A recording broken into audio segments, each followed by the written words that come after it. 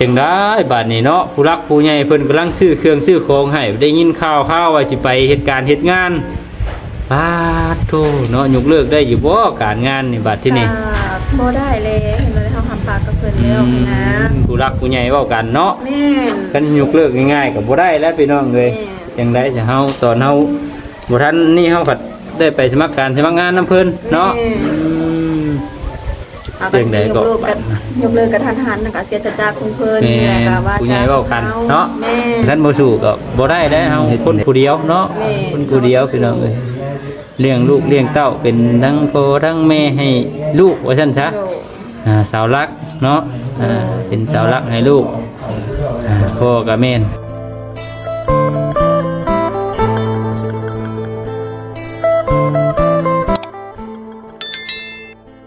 เอาพี่น้องเนาะ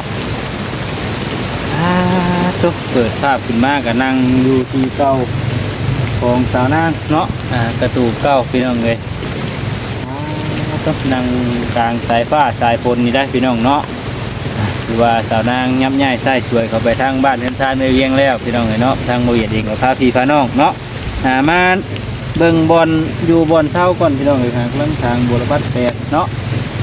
พอดีว่าเนาะหลายคู่หลายคนเกี่ยวกับเนาะจิตใจทั้งสาวนางแล้วก็เลยได้ยับย่ายไส้ช่วยกันไปทางบ้านเฮือนเวียงพี่น้องเนาะเอาพี่น้องก่อนอื่นเบิดทักทายสบายดีสวัสดีกับพี่น้องยิปซีป้าลุงกันเบิดสู่คู่สู่คนพี่น้องเนาะยังไงก็ยินดีต้อนรับเข้าสู่ช่องของมาเวียดเด้อพี่น้องเด้อมื้อนี้เองเนาะทางมาเวียดก็เลยเนาะตัดสินใจพาพี่พาน้องเนาะมาเบิ่งบอลอยู่บอลเช้าบอลเก่าตัวที่เราอยู่เนาะว่าห่างจากเพื่อนไปเวียงบ่หรือว่าแบบใดเนาะที่นะพี่น้องเนาะหลายผู้หลายคนก็ฝนตกฟ้าลงเนาะเป็นยังไงสาวนางเราอยู่ยังไงเนาะผู้บางคนเพิ่นก็ยังบ่ทันรู้ดอกว่าทางสาวนางเราใหญ่เข้าไปแล้วเนาะคือเว้ากันแม่นแหละเนาะเกี่ยกล่อมกันแม่นแหละก็เลยได้ตัดสินใจเข้าไปเนาะก็ถือว่าโอเคแล้วแหละเนาะเราเข้าไปอยู่หันมันก็จังสิบ่ได้แข่งฟ้าแข่งฝนเนาะก็จังสิบ่หวาดเสียวปานใดเนาะอยู่นี่ห้วยย่านเพียงก้อยแน่แล้วพี่น้องเอ้ยเนาะระมัดระวังพี่น้องเอ้ยอยู่ทางด้านหลังของบ่เวียดเองนี่แหละเนาะพี่น้องคือว่าเนี่ยเนาะน้ำไหลมาที่กับแม่นเนาะได้พี่น้องเนาะน้ำไหลปลาไหลดอนมานี่แม่นเนาะได้เนาะน้ำสายห้องตัวนี้คือว่าน้ำประทะที่ออกเนาะทางสาวนางเราเข้าไปแล้วก็ถือว่าโอเคบัดที่นี่พี่น้องเนาะโอเคถือว่าโอเคแล้วแหละเนาะไปจะเดี๋ยวเราเหยียดผ้าพี่ผ้าน้องเบิ่งส้มเนาะรอบๆก่อนจะข้าวนึงพี่น้องเลยเนาะถือว่ามั่งนะพี่น้องเนาะมั่งเข้าไปแล้วที่นี่เนาะน้ำปลาน้ำดอดไหลหลังมาโฮมสิพี่น้องเลยนี่แหละเนาะไหลมาแต่ดอนตัวนี้ได้เนาะทีผักทีเศร้าตัวเก่าแล้วก็ได้เนาะเห็นเด็กพี่น้องเลยไหลปลาไหลดอนมาพี่น้องเนาะไหนมานี้เนาะบอลส้นบอลเศร้าแล้วกันนี้เนาะเดี๋ยวแถวเดียวกับบอลเวียงอยู่คือเวียงอยู่ไหนฮันเนาะบอลใกล้เพื่อนเราฮันพี่น้องเนาะนี่อยู่นี้เนาะกับบริไกลกันบันไดพี่น้องเลยน้ำฝนตกฟ้าลงขึ้นไปปุ๊บไปชนอยู่เพื่อนเวียงคือเราว่าเนี่ยพี่น้องเนาะเพื่อนเวียงได้ซะบนนี่เราก็ได้เนาะตะกี้ก็อยู่นี่แหละหากำลังง่ายเข้าไปวันมื้อคืนนี่เราว่าเนาะหากำลังง่ายเข้าไปหันพี่น้องเลยง่ายเข้าไปหันตะกี้ก็โอ้พี่น้องเนาะลี่อยู่นี่ส้นอยู่นี่ย่านงูเงี้ยวเขียวกับปอมเนี่ยก็พูดนึงนะว่าสั้นซะเนาะฝนตกสิแห่งคักไม่งอดนี่ออกมาแต่นี่แต่เขาเวียงคนอยู่ตะกี้กันอยู่นี้พี่น้องเนาะใกล้ๆกันนี่บ่ได้ห่างกันดอกเนาะฝนตกสิโว้ยพี่น้องอยู่ยากแล้วเนาะอย่ายิบยับสิโบดูอันลุกอันยังพี่น้องเนาะโบดูลุกอันชุกหน้าออกจากฝายางหิ้งกระติกหิ้งได้นอนเปียกนอนหนาวคืนกองไฟเนาะที่ผักเก่าเพิ่นแต่ว่ามื้อนี้เนาะแต่มื้อนี้ทางสาวนางเพิ่นน่ะมีข่าวดีนะพี่น้องเนาะทางบ่อแสนเพิ่นเนาะทางบ่อแสนพี่น้องเอ้ยถือว่าหลายสิ่งหลายอย่างอยู่เนาะตัวเนาะเพื่อนเฮงอยู่ดีเนาะ ลุกพกเปกอยู่ยันแต่ไว้ล่างเฮ้ยเวียง ไหน ฮะ เก็บน้ำกิน เลี้ยงน้ำกินบ่โอ้ยจักขี้นกขี้หนูเนาะ โอ้ขยะ ไปแสดงความดีใจกับสาวนางเพิ่นสะก่อนเด้อ เลย ตัวเพื่อนแห้งดีได้พี่น้องเนาะเพื่อนไปเวียงนี่เอารถเข้ามานี่แม่นเรียบร้อยรถฮู้ยยังเพื่อนไกลบ่นี่ แม่นไม่ไก่นะ อืม ได้แหละ ตัวยังไงเนาะตัวเปื้อนคักแน่ดีดอเนาะตัวกันไปเอาข้าวดีแล้วอยู่หันนี่บุญบนไหวเด้อนี่เนาะมันยังอันนี้ตัวสบายดีสาวนางเนาะสูงใหญ่ล้นทับอีกแล้วมื้อนี้ตัวสูงใหญ่เบิดมือเบิดเว้นแท้ว่ามื้อนี้ว่าเนาะน้ำกระจักแพ็กอันนี้เนาะ หาแพ็กเด้อ นั่งเรียงนั่ง อะไรอีก ว่ายนั่งแสดงความดีมุกดีใจน้ำเพิ่นนี่แล้ว นี่เลย มันยังรูปดุแท้มันอยากได้บ่จักฮะ จะได้แล้ว รูปแล้วรูปอีกเนาะบ่แล้วบ่ทั่ว ซื้อมาในเด้ออย่าเด้อ ได้อยู่ จอกกันนะ ตึกเลข6ตัวก่อน โอเค จักยามได้ดอกว่า เส้นจอกเส้นถ้วยกูซื้อคือว่า ฮะ ใส่ถั่วซะนะ เฮ็ดถ้วยก็ได้ ได้อยู่เนาะเส้นจอกก็ได้เนาะ ถั่วเลยเลยว่ามันจะได้นำ นี่ เออ เฮ็ดถ้วย ได้ ใส่ อยู่ พวง ตัวเอ้ย ทั้ เรา งลุงเขาก็จะ ของเจ้ายังบ่ได้มีบ่จะเคยเวียง นั่งไหน เอ ซื้อมาในเด้อ ตัวดีมุกดีใจนำเนาะสาวนางพี่น้องเอ้ย ขอมุกขอบใจละลาย เฮ็ดจังได้บัดนี้เนาะผู้รักผู้ใหญ่เพิ่นกำลังซื้อเครื่องซื้อของให้ได้ยินข่าวว่าสิไปเฮ็ดการเฮ็ดงานบาดโตเนาะยกเลิกได้อยู่บ่การงานนี่บัดที่นี่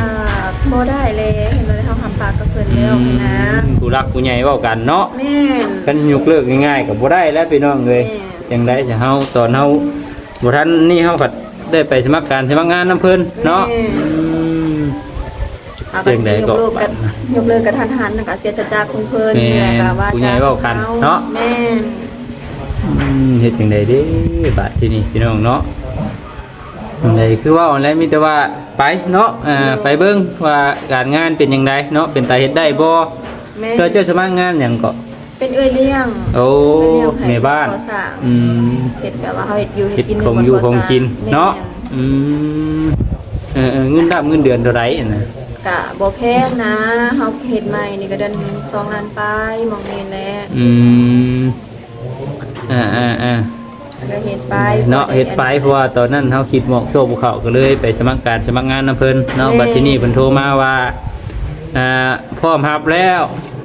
เฮาก็จำเป็นเนาะจำเป็นต้องได้ไปพี่น้องเอ้ยก็คือว่าแดเครื่องของเด้เฮ็ดจังได๋บัดทีนี้ เครื่องของนี่ก็บ่มีปัญหาเป็นยังบ่มีปัญหาก็มันน่ะเฮาก็ยังมีทางพ่อเฒ่าเด้พ่อเฒ่าเพิ่นอยู่เพิ่นก็บ่มีของใช้ของครัวคือกัน ได้ แต่ว่าเพิ่นก็สิมีแน่แล้วก็แบบพวกน้อยเก่าหั่นแหละตัวมันแตกพังแน่ ได้ แล้วก็ดอกไผ่นี่แฮงสำคัญเพิ่นก็เฒ่าแห้งแล้วเว้ยหุ่งก็สิได้เอามาให้เพิ่นแล้วเฮาก็ ได้เนาะพี่น้องเอ้ยเมื่อกี้นี่เจ๊ไข่เล็กน้อยเนาะถือว่าเครื่องของก็มีแต่ว่าสิขนมาพุ่นเนาะถ้าเกิดว่านี่ก็คนมายกให้พ่อทางคุณพ่อเพิ่นก็ใส่ เฮ็ดจังไดบัดนี้เนาะเนี่ยบัดไปบัดมาอีกแล้วสบัดที่นี่เนาะ สะดวกอยู่ก็ยากอยู่บ่ได้ดีใจมากกว่ายากนะ ด้วย แล้วอะไรกัน คือว่าก็จำเป็นแล้วเนาะเอาได้เว้ากับเพิ่นน่ะเด้ถ้าเกิดว่าสิบ่ไปบัดผู้รักผู้ใหญ่เว้ากันเนาะ แม่เราก็ต้องจำเป็นได้ไปให้เพิ่นเห็นหน้าเห็นตานะ เด้อ ถ้าว่าถ้าบ่ไปในงานนี้งานหน้าโอกาสหน้าเฮาสิมีแม่นบ่เฮาสมัครงาน เด้อ ยันเข้าแบบว่าเอาติดไปว่าโอ้ผู้นี้เนี่ยบ่มีคำจัดจ้านให้คำเว้าคำจ้า เด้อบางเทื่อไปบ่อนใหม่บัดผู้นี้แล้วมาสมัครนำข่อยว่าซั่นเนาะพอข่อยรับแล้วผัดบ่มานู่นนี่นั่นอีกเนาะเอาไปเบิ่งนั่นแหละพี่น้องเอ้ยไปเบิ่งเนาะให้จังได๋ซะไปเบิ่งก่อนกันว่า เฮ็ดได้ก็เฮ็ดเนาะ โดย เฮ็ดบ่ได้ก็เฮ็ด เฮ็ดได้จ้ะได้สมัครน้ำเพิ่นแหละ แม่ แต่มันก็สิบ่นักหนาสาหัสอหย่างติเนาะ กาโบนะเขาไม่ได้เห็นกินแต่ซื้อนะเห็นกินแล้วก็ล้างถ้วยล้างบวงคือว่าเพื่อนแม่ครัวเพื่อนซ่านเขาเอง โดย แต่ว่าเขาเฮ็ดให้บวชเฮ็ดงานก่อสร้าง อืม ซื้อ อยู่เฮ็ดกินเฮ็ดหยังไปแล้วเนาะบัดเป็นลูกเป็นเต้าเด้คิดไว้แล้วบ่ว่าสิเอาไปนำบ่หรือว่าจังได เป็นลูกเป็นเต้านี่กะยังพูดถ้าว่าลุงป้าน้าสาวหรือให้น้องสิว่าสิเอาซาว่าคอยสิเบิ่งให้เพิ่นสิหับสิเบิ่งให้ก็สิเอามือเพิ่นเบิ่งให้นะ ลูกเต้านี่ก็ถ้าเกิดว่ามีผู้เอาให้ก็เอาไปไว้น้ำเพิ่นเนาะ แม่น เอา ไปไว้น้ำเพิ่นให้เพิ่นเบิ่งให้แย่งให้ถึงซ้ำเขาบ่อยู่นะ โดยจังได้พี่น้องคันว่าอย่าไปน้ำกับยันเพิ่นบ่ฮับเนาะหรือว่าเพิ่นฮับอยู่บ่ แม่นเพิ่นก็บ่อยังหับแล้วเขามีลูกน้อยแค่ลูกเต้านะ เอาลูกน้อยไปน้ำเนาะเพิ่นโยกก็ได้เพิ่นก็บ่อยากเอาแล้วมันเฮ็ดเวียกเฮ็ดงานบ่อยากสะดวกว่าซั่นซะ แม่นบ่สะดวกสบายเรียกงานของเพิ่นก็บ่อยังหับ โดยถื ก็ อ เลย ว่า ว่าเรื่องลูกเรื่องเต้านี่ยังบ่ฮู้เทื่อว่าเพิ่นสิอยู่ไส ต้องได้ปรึกษากันอีกเทื่อนึงเนาะ แม่ยังสิปรึกษากับพี่กับน้องอยู่ว่าเพิ่นต้องรู้ว่าหับให้ก็ดีใจ โดยปรึกษากันเบิ่งเนาะเป็นอะไรก็ได้มีแต่ว่าปรึกษาเบิ่งถ้าเกิดว่าบ่มีผู้ใดเอาให้อีหลีก็จำเป็นเนาะ แม่ จำเป็นแต่ว่าจะบอกเพิ่นว่าบ่สมัครงานว่ามีลูกน้อยหอยปลาย ก็บอกเพิ่นก็ว่าอยากยากเพิ่นว่านะมาก็แบบว่าเขาเฮ็ดเป็นเลี้ยงอยู่บนก่อสร้างมันมีเสียงหลาย เสียงบ่ได้ถ้าหากว่าเขาวนแต่เฮ็ดอยู่เฮ็ดกินอย่าลูกเขาแล่นไปบ่นบ่นี่บ่มันอันตรายหันนะแล้วเพิ่นน่ะบ่อยากรับแบบนี้นะ โดย ก็นั่นแหละแต่ว่าก็เลยว่าบ่มีปัญหาน้องก็สิเคลียร์เบิ่งกับพี่กับเต้าอยู่ โดย กับเอื้อยกับน้องเพิ่นบางทีเพิ่นเอาให้หันนะ โดย เพิ่นก็โอเคถ้าว่าน้องตกลงมื้อใดก็ขึ้นมาได้เลย ตัวนี้ถือว่ายังทางเจ้านี้เนาะยังบ่พร้อมเนาะ แม่นทางโครงงานหวังเห็นงานนะเขาพร้อมเอาตลอดเอาขึ้นไปตอนใดเขาก็หับเอาตอนนั้นนะ ถือว่าตอนนี้ยังรอก่อนเนาะ แม่ รอ ทั้งเรื่องลูกแล้วก็เรื่องพาเรื่องคนแน่ไปเสร็จก็บ่สะดวกสบายหันนะ โดยมีเดี๋ยวพยายามเนาะพยายามสู้ต่อไปเฮ็ดจังได๋ซะคันบ่สู้ก็บ่ได้เด้เฮาคนผู้เดียวเนาะคนผู้เดียวพี่น้องเอ้ยเลี้ยงลูกเลี้ยงเต้าเป็นทั้งพ่อทั้งแม่ให้ลูกว่าซั่นซะ โด สาวรักเนาะเป็นสาวรักให้ลูกพ่อก็แม่นแม่ก็แม่นแล้วบาดนี้ต่างตนยังอยู่น้ำกันเด้ แม่น ได้จะสู้ๆเนาะมีแต่ว่ามื้อนี้ก็ทางบ่แสนเพิ่นเนาะมีข่าวดี โด มาฝากมาต้อนมามอบให้ว่าซั่นซะถือว่าหลายสิ่งต่อหลายอย่างเนาะเป็นสั้นวางถ้วยวางบวง ถวยเป็นบวงเป็นหมอเป็นคุกเป็นสามเพิ่นก็จัดให้ครบเลยมื้อนี้ก็หมอเห็ดแต่ก็พวก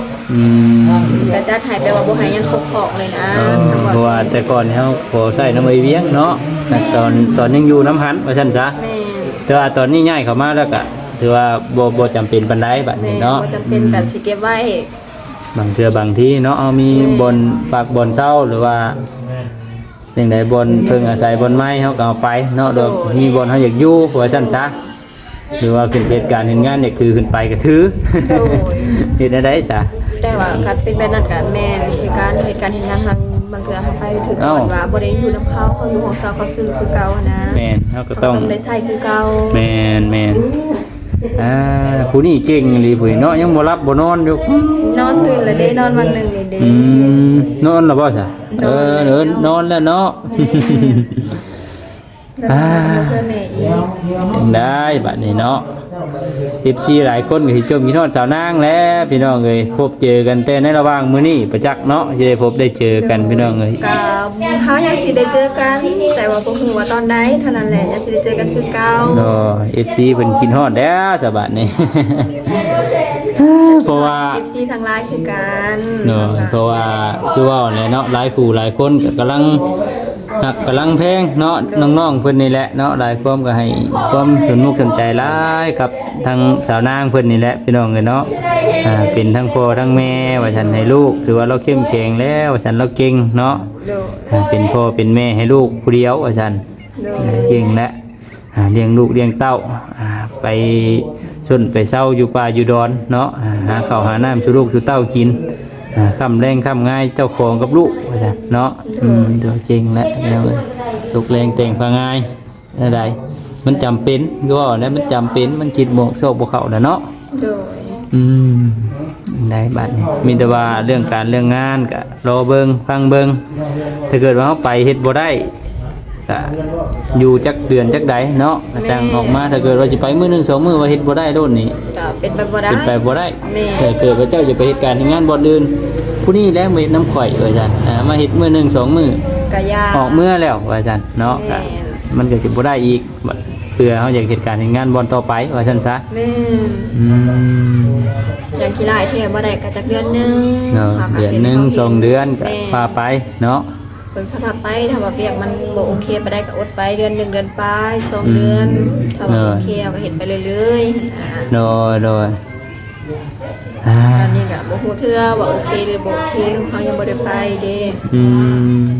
นั่นแหละพังเบิ่งเนาะพังเบิ่งพี่น้องเอ้ยหลายคนก็สิตกใจอยู่ดอกเนาะโอ้ยว่าซั่นกำลังฮู้จักกับทีมงานไปแล้วเฮ็ดจังได๋เนาะถือว่าน้ำนี่ก็ถือว่าบ่ใช้แล้วบัดนี้เนาะแม่นบ่ใช้ก็แม่นว่าน้องก็บ่ใช้แต่ว่าสิมีคนใช้ก็คือพ่อเพิ่นแหละพ่อเฒ่าเพิ่นน่ะที่ต้องใช้ต่อเพิ่นก็เพิ่นสิเก็บไว้ให้ก็สุดแล้วเฮาเมื่อนำไว้นำเพิ่นเด้เอาเมื่อให้เพิ่นนะเลยก็สิเอาเมื่อพ่อเพิ่นใช้พ่อนี่อยู่บ้านใดบ่พ่อนั้นเราอยู่เซโนเด้เราเป็นคนเซโนนะโอ้พ่อเป็นคนเซโนแม่เป็นคนน้องขินเหลืองบ้านเกิดเมืองนอนเฮาแท้ได้คนน้องขินเหลืองแต่ว่าไปอยู่น้ำพ่ออยู่พุ่นคือที่ไล่คนไล่ได้ยินหั่นแหละคือว่า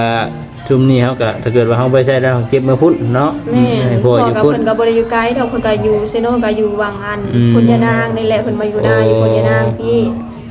โดยเมืองแท้แล้วเพิ่นและเฮ็ดได้บาดนี้เนาะเด้อเงยเป็นกำลังใจให้สู้ๆเป็นการเฮ็ดงานกันเนาะไปเฮ็ดการเฮ็ดงานย่อยข่าวแววมาโอ้ยสาวนางเอาผัวแล้วเอาแล้วเนาะข้าวยากดอกลงดอกคันว่านี่ข้าวยากๆแล้วเอ้ยเนาะไปสิฮู้เว้ยปลาตัวเป็นน้ำเป็นในเด้ฉบับนี้เป็นน้ำเป็นไนกะกินน้ำแล้วก็คันว่าเอาเมื่อว่าได้ลายก็เอาให้ชาวเวียงกินน้ำกันกินอีกมื้อนี้มื้ออื่นก็เบิดแล้วเนาะมันบ่ได้มีหยังมากมายพี่น้องเห็นเด้ตัวนี้ต่อเบิ่งนะบ่นี่ต่อแล้วบ่แซงมันต่อเบิ่งแล้วผู้ใดเด้เพิ่นชื่อนี่เนาะเพิ่นว่าจำนวนเท่าไหร่500,000บ่เอาแหละแสดงว่าข้อยเจ้าขายถูกเด้ผมหาเนาะ3,500,000ว่าซั่นเนาะเกินนิดนึงเรื่องก็2,500,000โอ้ยเกินน้อยเดียวบ่เป็นหยังพี่น้องเอ้ย500,000ไปนี่เป็นกกเป็นสากโมเฮกแต่กระปุเนาะว่ามื้อนั้นน่ะว่ายังขาดตัวนี้เนาะนี่แล้วก็ตัวนั้นแล้วก็ตัวนี้พี่น้องเอ้ยอันนี้ก็มีแน่ก็บ่ครบอย่างนึงแต่โอเคแล้ว3นี่นะโอเคแล้วบัดนี้แต่ว่าอยู่ได้แล้วข้าวน้ำก็มีแล้วพาลูกพาเต้าอยู่ก็อยู่ได้แล้วบัดนี้เนาะบ่ยากบ่ซ่าปานใดดอกบัดนี้ตะกี้นี่คิดและมีข้าวบ่มีหวดมีหวดบ่มีข้าวว่าซั่นซะมีบังหุงบ่มีคกมีฉากมีแนวต้มแนวแกงบ่มีหม้อบัดที่นี่โอ้ยพอมีอันนั้นแบบบ่มีพริกกระเดกแป้งนัวมันมีครบบ่แล้วยังก็มีเบิดละเด้อันนี้ก็มีพ่อบ่มีลูกบัดนี้มีลูกบ่มีพ่อบัดนี้โดยเพราะแล้วกับผู้รักผู้ใหญ่ทั้งใดก็สาวนางอันนี้นะผู้รักผู้ใหญ่ทางงานไอ้หักผู้บ่าวแซงเด้อถามว่าหาส่งไอ้หักเพิ่นบ่เพิ่นว่าน่ะส่งให้ซื้อสิ่งของนี้มาให้น้องนางก็ขอบคุณขอบใจเพิ่นหลายๆเพิ่นได้เบิ่งคลิปนี้หรือว่าคลิปใดน่ะโดยเพิ่นมีกันสิกระจายให้ก็อยากให้เพิ่นมีหุ่นเพื่อนตลอดไปนะโดยสิ่งใดก็ให้ได้สิ่งนั้นเพิ่นผู้ที่ว่าเมตตาเฮาในมื้อนี้โดยอยากเป็นหาสิ่งให้มันเจริญขึ้นนับมือนับเว้นน่ะหายังก็ให้เจริญขึ้นมี10ให้ขึ้น20มี20ให้ขึ้นแสนเด้อสาธุเนาะอ้าวดีมุกดีใจนำหลายๆทางบ่ใหญ่เองนี่ขอตัวล่ำลาแล้วได้พี่น้องเอ้ยบ่แม่นบ่แสนให้เลขเด็ดช่ำบ่จักนี่เนาะสาวนางเนาะแม่นว่าจักนี่ล่ะเหมือนเบอร์มันบ่ซะ16ว่าซั่นเอาเด้อพี่น้องเด้อไปอยากได้ เลขหยังเหรอเลข16มันเลขหยังเลข ถามข่อยให้แล้วเขาบอก บ่ฮู้บ่โอ้ยพี่น้องเอ้ยเนาะ ไปเจ้าโอเคเจ้านางเนาะดีมุกดีใจนะแม่หลายสู่ต่อไปเนาะเอาสบายดีเนาะ ไปดีได้ไหมลูก สบายดีเด้อผู้น้อยนี่โอ้ยบ่เป็นซ้ำเนาะไปท่านพี่น้องเอ้ยล่ำลาก่อนเนาะผิดพลาดประการใดขอโทษขออภัยนำแม่หลายพี่น้องเอ้ยเฮือนในเวียงหนึงเป็นตาพลาดซ้ำเนาะมื้อนี้ลุยพี่น้องเอ้ยเอาล่ำลาก่อนพี่น้องผิดพลาดประการใดขอโทษขออภัยเด้อพี่น้องเด้อขอขอบคุณหลายๆที่เข้ามาเบิ่งมาชมเป็นกำลังแรงใจให้เนาะหาท่านี้ลาก่อนพี่น้องสบายดี